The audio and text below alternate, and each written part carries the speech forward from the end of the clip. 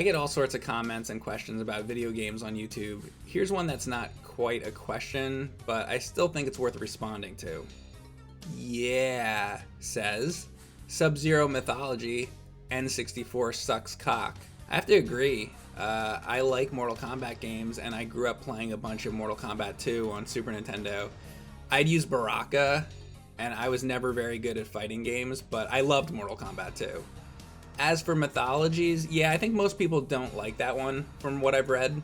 Many people are hard on the Nintendo 64, and I just like to throw out some of the games on the system that I like. Magical Tetris Challenge is a good one that nobody talks about much. I like that it throws all sorts of weird pieces at you. I also like how it sort of goes through the levels for each character, and it's nice how they have some deep cut characters, like references to Foul Fellow and stuff like that. There's a lot of other Nintendo 64 games that I like quite a bit too. Some of my favorite Nintendo 64 games are Wave Race 64, Star Fox 64, Rogue Squadron, Robotron 64, Tetris Sphere, Space Invaders 64, Pilot Wings 64, GoldenEye, Excitebike 64, the Star Soldier game on Nintendo 64, which is like a shmup, looks really cool, and I'd like to stream that one sometime soon. So thank you very much for the comment. Colton Crumback asks, what's your favorite Zelda hack so far, Mike? Winter Solstice was cool. So as far as Zelda 2 hacks are concerned, yeah, Winter Solstice was up there for sure. The first one I ever played, Zelda Outlands, was a good one. As far as handmade Zelda hacks go, I still have a lot to go through, so I don't know that I really want to commit to picking one right now, because there's still many that I need to play. But I would like to talk about what makes a good Zelda 1 hack. First, I like ones that are more than just sprite swaps. For me to really like a Zelda 1 hack, it needs to have several different elements. I want the overworld map to be different. Every screen on it should be different than the first game. I don't like when, say, the level 1 tree is in the same spot. Make a new world. We've seen the Zelda 1 overworld before. I want it to all be in different locations. The dungeons need to be in different locations, but so does everything else. And then second, the insides of the dungeons have to be totally different. I don't like when I get to level 1 and the dungeon map is the same layout as the original game. That's probably the number one most important thing to me, is new dungeons. A bit less important to me are the graphics and the music, but I do also want those to be changed. Now that Zelda Randomizer exists, the stakes are a bit higher for a handmade Zelda hack to be better. These days, a hack needs to give us stuff that the randomizer can't do. It's nice when thought is put into the items. I was playing one hack called A New Light, and in that, they made it so the boomerang does some damage if you keep throwing it. That's a good addition. In another hack, they made it so that the book, when combined with the wand, can be used as a bomb. I think that's far superior to the fire. The fire can be really annoying because Link can get hurt by it, and it can get in the way of the door, so you'll have to wait for the fire to fizzle out before leaving, and it's just annoying. I wish more thought was placed into the weapons in general. I'd like to start seeing these Zelda 1 hacks have some new weapons. I've yet to see any Zelda 1 hack that has a hookshot, which is surprising. You'd think that'd be the first thing people would do, since the hookshot is one of the most beloved Zelda weapons. Another big improvement is that people made a patch for the map, so that the overworld map in the upper left is much more functional. It actually shows where you've been and where you haven't been, which is a huge quality of life feature that I support. I think all the future Zelda hacks should be programmed so that's usable.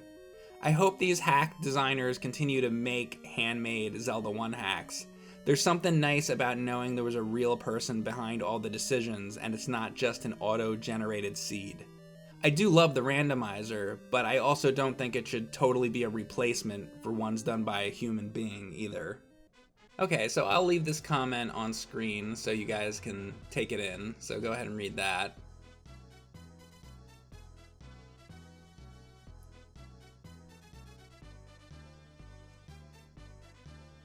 So I know how to say the word before this person even left this comment.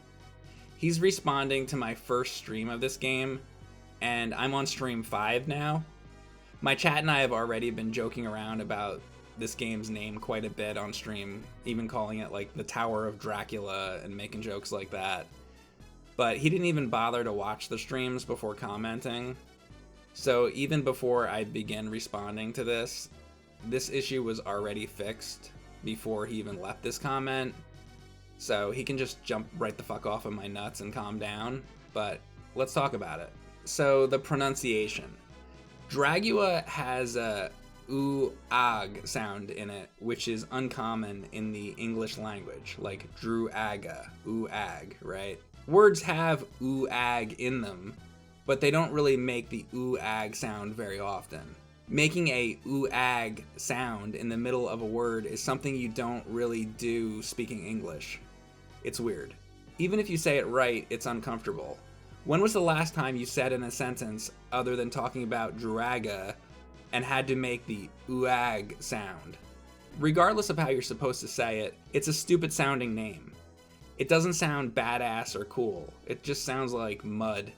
If the game actually was called Dragula, like I called it, a lot of people might think that that actually sounds badass, kind of like Grandpa Munster's car. Like seriously, doesn't Dragula sound better than Druaga?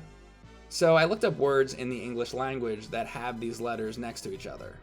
Let's see if any of these English words make the oo-ag sound.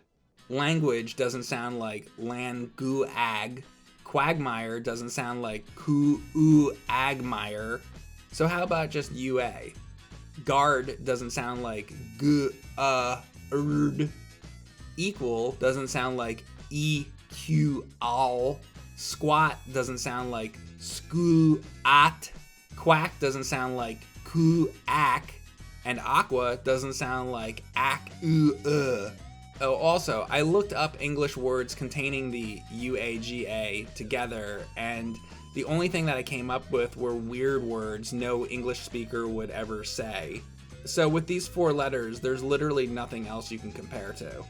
We just found out that UA and UAG sound different depending on what word it's in. So there's no standard way to make that sound come out. It depends on the word. Guess what? Unless I'm wrong, this is a made-up word with its own special pronunciation. English isn't even consistent with pronunciation rules anyway. You guys who learned English as a second language know what I'm talking about. You can't just look at an English word and know exactly how it sounds most of the time. So here's what actually happened. I came across a written word that's not spoken out loud by the game. I was forced to guess what it sounds like. I got it wrong, because the pronunciation of it is completely arbitrary and make-believe. So what happened next? Somebody told me how to say it the right way, then I understood how to say it, even though it's a really difficult thing for me to say comfortably sometimes, and I'm still gonna get tongue-tied trying to say it. It's hard to remember how to say a weird word correctly every time. I'm not a teacher or a newscaster, I'm a streamer. I don't always have to have flawless diction. If you're gonna hold me accountable for saying a few words wrong while I'm playing Bonkers on Super Nintendo, then you're an insane person. And are you absolutely sure you know how to pronounce it? Is it Druaga, as in apple? Or is it Druaga, as in otter? Which is it? Are you absolutely sure that you know how the whole word is supposed to sound?